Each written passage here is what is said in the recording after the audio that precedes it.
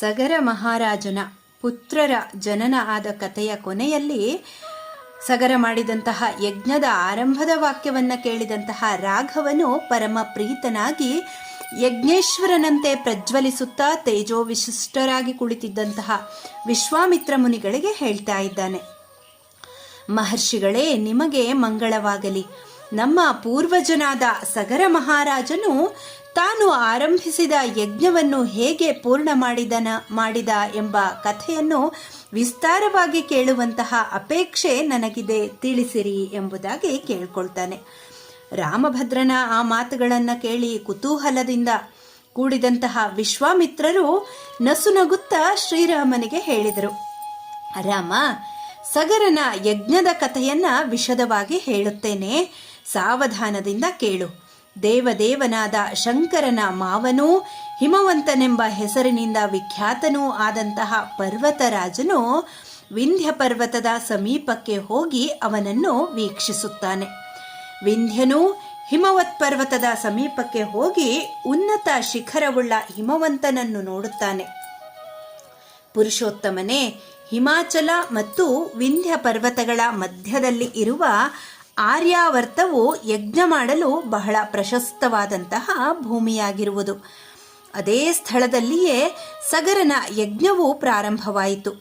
ಆ ಪುಣ್ಯ ಭೂಮಿಯಲ್ಲಿ ಸಗರನು ಯಜ್ಞ ಮಾಡಲು ಪ್ರಾರಂಭಿಸಿ ಯಜ್ಞಾಶ್ವವನ್ನು ವಿಧಿಪೂರ್ವಕವಾಗಿ ದೇಶ ಪರ್ಯಟನಕ್ಕೆ ಕಳುಹಿಸಿಕೊಟ್ಟ. ಯಜ್ಞಾಶ್ವದ ರಕ್ಷಣೆಯನ್ನೂ ಧನುಷ್ಪಾಣಿಯಾದಂತಹ ಮಹಾರಥನಾದ ಸಗರನಿಗೆ ಅತ್ಯಂತ ವಿಧೇಯನಾಗಿದ್ದ ಅಂಶುಮಂತನು ವಹಿಸಿಕೊಂಡಿದ್ದ. ಇಂದ್ರನು ಆ ಯಜ್ಞಕ್ಕೆ ತಡೆ ಮಾಡುವ ಇಚ್ಛೆಯಿಂದ ಸಗರನ ಯಜ್ಞದ ಅಶ್ವಾಲಂಬನದ ದಿನ ರಾಕ್ಷಸ ರೂಪವನ್ನು ತಾಳಿ ಬಂದು ಕುದುರೆಯನ್ನು ಅಪಹರಿಸಿಬಿಟ್ಟ. ಕುದುರೆಯು ಕಳೆದು ಹೋಗಲಾಗಿ ಭ್ರಾಂತಿಗೊಂಡಂತಹ ಋತ್ವಿಜರೆಲ್ಲರೂ ಯಜಮಾನನಾದ ಸಗರ ಚಕ್ರವರ್ತಿಯ ಬಳಿಗೆ ಬಂದು ಹೇಳ್ತಾರೆ, ಮಹಾರಾಜ, ನಮ್ಮ ಅಶ್ವಮೇಧಾಶ್ವವನ್ನು ಅಶ್ವಾಲಂಬನ ದಿನದಲ್ಲಿ ಮಿಂಚಿನ ವೇಗದಲ್ಲಿ ಅಪಹರಿಸಿದ್ದಾರೆ. ಅಶ್ವಾಪಹಾರಿಯನ್ನು ಧ್ವಂಸ ಮಾಡಿ ಕುದುರೆಯು ಕೂಡಲೇ ನಮ್ಮ ಸಮೀಪಕ್ಕೆ ಬರುವಂತೆ ಮಾಡು. ಅಪಹೃತವಾಗಿರುವ ಕುದುರೆಯನ್ನು ಕರೆತರದಿದ್ದರೆ ಈ ಮಹಾಯಜ್ಞಕ್ಕೆ ವಿಘ್ನ ಉಂಟಾಗುತ್ತದೆ. ಇದು ಯಜಮಾನನಿಗೂ ಮತ್ತು ಋತ್ವಿಜರುಗಳಾದ ನಮಗೂ ಅಶುಭ ಎಂದು ಹೇಳುತ್ತಾರೆ. ಹಾಗಾಗಿ ಯಜ್ಞಕ್ಕೆ ವಿಘ್ನವಾಗದ ರೀತಿಯಲ್ಲಿ ಒಡನೆಯೇ ಕಾರ್ಯವನ್ನು ಪ್ರಾರಂಭಿಸು. ಸಗರನು ಯಾಗ ಮಂಟಪದಲ್ಲಿ ಪುರೋಹಿತ ಪ್ರಮುಖರಾದ ಋತ್ವಿಜರು ಹೇಳಿದಂತಹ ಆ ಮಾತುಗಳನ್ನು ಕೇಳಿ ತನ್ನ 60,000 ಮಕ್ಕಳನ್ನೂ ಕರೆದು ಹೇಳ್ತಾನೆ, ಮಕ್ಕಳಿರ, ಈ ಮಹಾಕ್ರತುವು ಪೂತಾತ್ಮರಾದ ಮಹಾಭಾಗರಾದ ಪುರೋಹಿತ ಋತ್ವಿಜರುಗಳಿಂದ ಅನುಷ್ಠಿತವಾಗುತ್ತಿದ್ದರೂ ರಾಕ್ಷಸರ ಮಾಯೆಯಿಂದಾಗಿ ಯಜ್ಞಾಶ್ವವು ಅಪಹರಿಸಲ್ಪಟ್ಟು ನಾನು ಮುಂದಿನ ಮಾರ್ಗವನ್ನು ಕಾಣದವನಾಗಿದ್ದೇನೆ. ಹಾಗಾಗಿ ನೀವೆಲ್ಲರೂ ಈಗಲೇ ಹೊರಟು ಸಮುದ್ರವೇ ಆವರಣವಾಗಿರುವ ಈ ಭೂವಲಯವನ್ನು ಸುತ್ತಾಡಿ ಅಶ್ವಮೇಧಾಶ್ವವನ್ನು ಹುಡುಕಿಕೊಂಡು ಬನ್ನಿರಿ. ನಿಮಗೆ ಮಂಗಳವಾಗಲಿ. ಒಂದು ವೇಳೆ ಈ ಭೂವಲಯದಲ್ಲಿ ಎಲ್ಲಿಯೂ ಕುದುರೆಯೂ ಸಿಕ್ಕದೆ ಹೋದರೆ ನನ್ನ ಆಜ್ಞಾನುಸಾರವಾಗಿ ಅಶ್ವಾಪಹಾರಿಯನ್ನು ಹುಡುಕುತ್ತಾ ಅಶ್ವದ ದರ್ಶನವಾಗುವವರೆಗೂ ಈ ಭೂಮಿಯನ್ನೇ ಅಗೆದು ಬಿಡಿರಿ. ಯಜ್ಞ ದೀಕ್ಷೆಯನ್ನು ಕೈಗೊಂಡಿರುವ ನಾನು ನಿಮ್ಮ ಜೊತೆಯಲ್ಲಿ ಬರುವುದು ಸರಿಯಲ್ಲ. ಹಾಗಾಗಿ ಅಪಹೃತವಾಗಿರುವ ಕುದುರೆಯ ಪುನರ್ದರ್ಶನವಾಗುವವರೆಗೂ ನನ್ನ ಮೊಮ್ಮಗನಾದ ಅಂಶುಮಂತನೊಡನೆಯೂ ಮತ್ತು ಪುರೋಹಿತ ಋತ್ವಿಜರುಗಳೊಡನೆಯೂ ನಾನು ಇಲ್ಲಿಯೇ ಇರುತ್ತೇನೆ.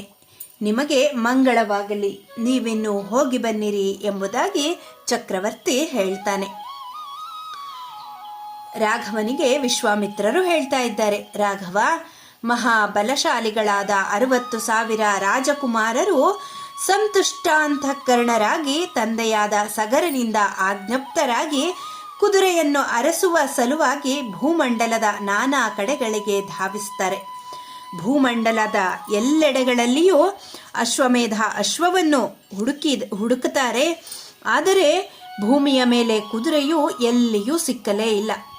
ಆ ನಂತರದಲ್ಲಿ ಸಗರನ ಆಜ್ಞಾನುಸಾರವಾಗಿಯೇ ಒಬ್ಬೊಬ್ಬನೂ ಒಂದೊಂದು ಯೋಜನ ಅಗಲ ಮತ್ತು 1 ಯೋಜನ ಉದ್ದ ಭೂಭಾಗವನ್ನು ವಿಂಗಡಿಸಿಕೊಂಡು ವಜ್ರಾಯುಧಕ್ಕೆ ಸಮನಾದ ತಮ್ಮ ಉಗುರುಗಳಿಂದಲೂ ಸಿಡಿಲಿಗೆ ಸಮಾನವಾಗಿ ಶಬ್ದ ಮಾಡುವ ಶೂಲಾಯುಧಗಳಿಂದಲೂ ಭೂಮಿಯನ್ನು ಸುಲಭವಾಗಿ ಉಳಲು ಸಮರ್ಥವಾದ ಬೃಹದಾಕಾರದ ನೇಗಿಲುಗಳಿಂದಲೂ ಅಗೆಯಲು ಪ್ರಾರಂಭಿಸುತ್ತಾರೆ.